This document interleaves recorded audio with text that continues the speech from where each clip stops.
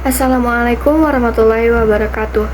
Perkenalkan, nama saya Ananda Fauzia, mahasiswa Program Studi Manajemen Universitas Pelita Bangsa dengan NIM 112510-544. Video ini saya buat dalam rangka memenuhi tugas ujian tengah semester mata kuliah PKN di bawah bimbingan Bapak Mahaputra SPD MM.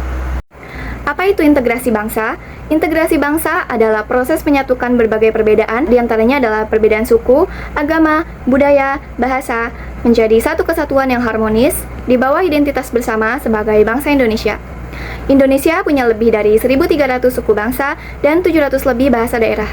Keberagaman ini adalah kekayaan, bukan ancaman. Tapi keberagaman ini juga menjadi celah yang bisa dimanfaatkan untuk memecah belah kalau kita tidak hati-hati. Itulah mengapa para pendiri bangsa merumuskan Bhinneka Tunggal Ika yang berarti berbeda-beda tetapi tetap satu.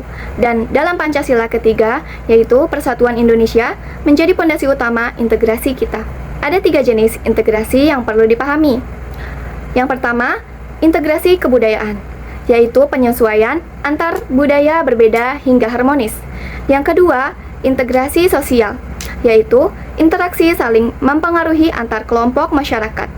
Yang ketiga, integrasi nasional, yaitu rasa satu, merasa senasib, dan seperjuangan sebagai bangsa.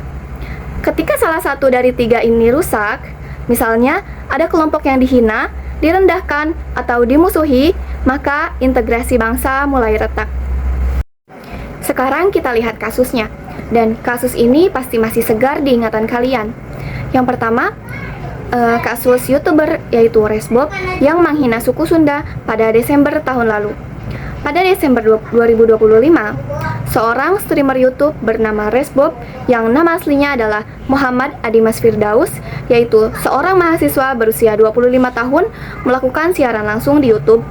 Dan di tengah siaran itu, ia melontarkan pernyataan yang menghina masyarakat suku Sunda dan kelompok supporter Viking Persib Bandung. Banyak penonton yang langsung protes di kolom komentar, tapi Resbob tidak menghentikannya. Lalu, potongan video itu menyebar viral. Masyarakat Jawa Barat marah besar, dan Wakil Gubernur Jawa Barat, yaitu Erwan Setiawan pun angkat bicara keras. Ini sudah sara. Saya ingin kepolisian segera menangkapnya. Ini berpotensi memecah belah kesatuan bangsa, ujarnya. Viking Persib Club melaporkan Resbob ke Polda Jawa Barat pada tanggal 11 Desember 2025. 1 hari kemudian, laporan kedua masuk ke Polda Metro Jaya. Lalu, pada saat itu, Resbob kabur.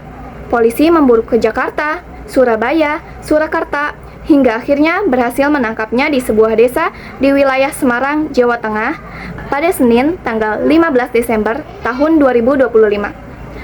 Tak hanya berhadapan dengan polisi, kampusnya, yaitu Universitas Wijaya Kusuma Surabaya, menjatuhkan sanksi pencabutan status mahasiswa atau DO terhadap Resbob. Dan Resbob kini terancam hukuman 6 tahun penjara berdasarkan UU ITE pasal 28 ayat 2. Kasus yang kedua yaitu kasus dari salah satu TikToker di Indonesia yang bernama Galih Los dengan kasus dugaan penistaan agama pada April tahun 2024 lalu. Setahun sebelumnya, kasus serupa menghebohkan Indonesia. TikToker Galih Los dengan jutaan pengikut mengunggah konten tebak-tebakan yang mengandung unsur penistaan agama Islam. Lalu, polisi tentunya tidak hanya diam dan menangkap Galih Los terkait dugaan penistaan agama dalam video konten media sosialnya.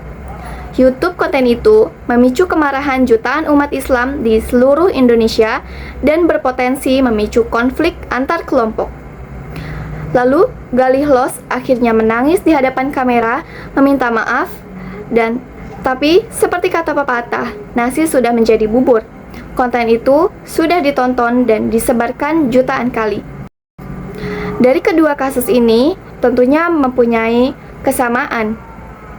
Dari mulai satu konten di media sosial dan berujung pada ancaman nyata terhadap persatuan bangsa. Mengapa kasus seperti Resbob dan Galih Los bisa terus terjadi?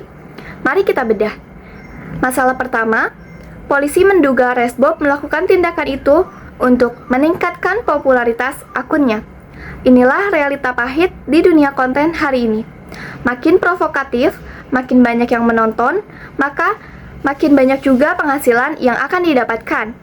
Algoritma platform digital justru mendorong konten yang memancing emosi. Akibatnya, ada kreator yang rela mengorbankan persatuan bangsa demi views dan followers. Masalah yang kedua, yaitu adanya dugaan bahwa Indonesia darurat ujaran kebencian. Riset dari Monash University bersama AJI Indonesia menemukan bahwa dari 1,45 juta postingan media sosial yang dianalisis antara September 2023 hingga Januari 2024, sebanyak 26,9% atau lebih dari 182.000 teks mengandung ujaran kebencian. Dan tren ini tentunya makin buruk. Menurut datasheet Indotoxic tahun 2024, dalam 2 tahun terakhir, Indonesia mengalami peningkatan ujaran kebencian online hingga 10 kali lipat. Masalah yang ketiga, meminta maaf pada saat melakukan kesalahan saja tidak cukup. Baik Resbob maupun Galihlos sama-sama langsung meminta maaf setelah kasusnya meledak. Tapi, aparat tetap memproses hukum. Kenapa? Karena ujaran kebencian dapat mendorong terjadinya kebencian kolektif, pengucilan, diskriminasi, dan kekerasan, bahkan bisa memicu tindakan main hakim sendiri. Kasus Resbob bukan hanya menyakiti suku Sunda, ini mengguncang hubungan antar suku di seluruh Indonesia. Bayangkan, kalau kasus seperti ini dibiarkan terus, lama-lama kepercayaan antar suku, antar kelompok bisa runtuh. Dan itulah awal dari disintegrasi. Lalu, apa yang perlu kita kritisi dan bagaimana solusinya? Pertama, platform digital seperti YouTube dan TikTok harus lebih aktif. Konten bermuatan ujaran kebencian seharusnya bisa langsung dihapus otomatis sebelum viral, bukan setelah jutaan orang sudah menontonnya. Lalu yang kedua, literasi digital kita masih rendah. Kita masih sering ikut menyebarkan konten provokatif tanpa berpikir panjang. Padahal, itu justru memperparah masalah. Yang ketiga, sistem pendidikan kita perlu memperkuat pemahaman tentang toleransi dan keberagaman sejak dini. Bukan hanya teori di buku PKN, tapi dipraktikkan dalam kehidupan sehari-hari. Yang bisa kita lakukan sekarang adalah jangan ikut menyebarkan konten yang menghina suku, agama, atau ras manapun. Sekecil apapun partisipasimu, like, share, atau komentar, itu berarti kamu turut memperbesar jangkauan konten tersebut. Yang kedua, laporkan konten ujaran kebencian. Di YouTube, TikTok, Instagram, ada tombol report. Nah, kalian bisa menggunakan itu. Dan kalian juga bisa melapor ke Kominfo melalui situs resminya.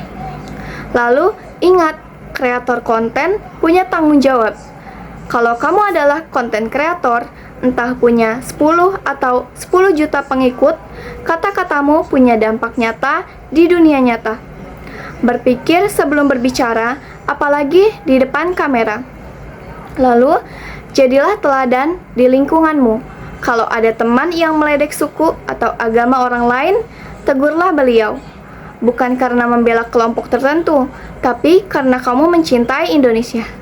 Seperti yang sudah ditegaskan oleh kampus Resbob sendiri, yaitu segala bentuk ucapan dan tindakan yang mengandung unsur diskriminasi, ujaran kebencian, dan pelecehan atas dasar sara tidak bisa ditoleransi.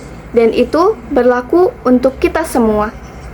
Kasus Resbob bukan hanya soal satu YouTuber yang salah ucap. Ini adalah pengingat bahwa integrasi bangsa Indonesia tidak datang gratis. Ia dibangun selama ratusan tahun oleh para pahlawan dan bisa hancur dalam hitungan detik oleh satu konten viral.